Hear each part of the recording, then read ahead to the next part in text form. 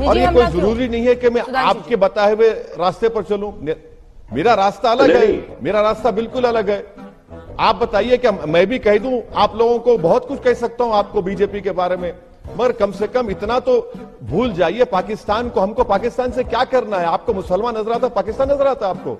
मैं आपको क्या भारत का बराबर का शहरी नजर नहीं आता हूं मैं आपको? नहीं। आपको जिना क्यों नहीं आता मुझे देखकर आप कबूल कलाम आजाद क्यों याद नहीं आते? आपने बड़ी अच्छी बात कही कि हमें देखकर वो क्यों नहीं याद आता। वो इसलिए नहीं याद आता है ओवैसी साहब कि आपके पार्टी के लोग खड़े होकर ये कहते हमने 800 साल इस देश पे हुकूमत की थी, मगर आप उस हुकूमत में भी जब औरंगजेब रोड का नाम बदला जाता तो आप खिलाफ में खड़े होते, दारा शिकोह के साथ नहीं खड़े होते। आपकी पार्टी का कोई व्यक्ति, यही हैदराबाद है जहां याकूब मेनन का नमाज़े जनाजा उस्मानिया यूनिवर्सिटी में निकाला गया, वहां लोग गए मगर डॉक्टर कलाम के नमाज़े जनाजा में नहीं गए। यही वो लोग हैं, मुझे इसलिए एतराज रहता है कि वीर अब्दुल हमीद की शहादत की 50वीं वर्षगांठ 2015 में हुई, कोई नहीं गया। उस्ताद बिस्मिल्लाह खां की डेथ हुई, कोई नहीं गया।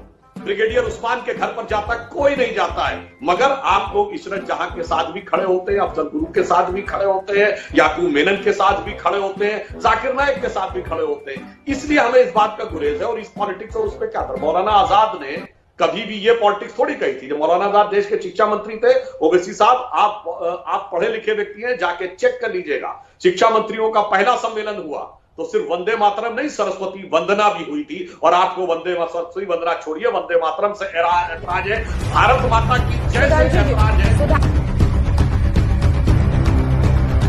तो इसलिए मैं कह रहा हूं कि ये जो खेल है ना वो बहुत खतरनाक है। और इस खेल में एक और बात मैं ईमानदारी से कहना चाहता हूं, पहले मैं बोल चुका हूं, मैं रिपीट करना चाहता हूं। कहते हैं साहब माइनॉरिटी है इसलिए प्रॉब्लम है। आपको पता है इस देश की सबसे अधिक एजुकेटेड कम्युनिटी कौन है?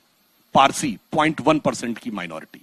सबसे प्रॉस्परस कम्युनिटी कौन है? जैन, 1% की माइनॉरिटी।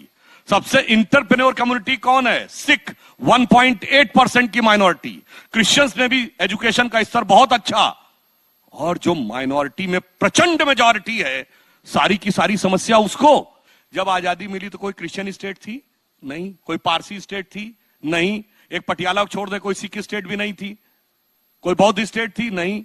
लाइन लगा के मुस्लिम स्टेट थी। पटौदी के नवाब, रामपुर के नवाब, लखनऊ के नवाब, हैदराबाद के निजाम, भोपाल के नवाब, जूनागढ़ के नवाब। और आप कहते हैं 70 साल के बाद आप यहां पहुंच गए। अरे जो हुक्मरान वक्त थे वो मजलूम हो गए, क्योंकि ये सेक्युलरिज्म के जाल में ऐसे फंसे कि उलझलूल हो गए। सारी समस्या आपके लिए क्यों हुई, ये विचार करिए। और एक और फैक्ट आपको बता दूं, हैदराबाद के जो निजाम थे जिन्होंने इसको स्थापित किया, उनका नाम था निजामुल मुल्क आसफ जहां।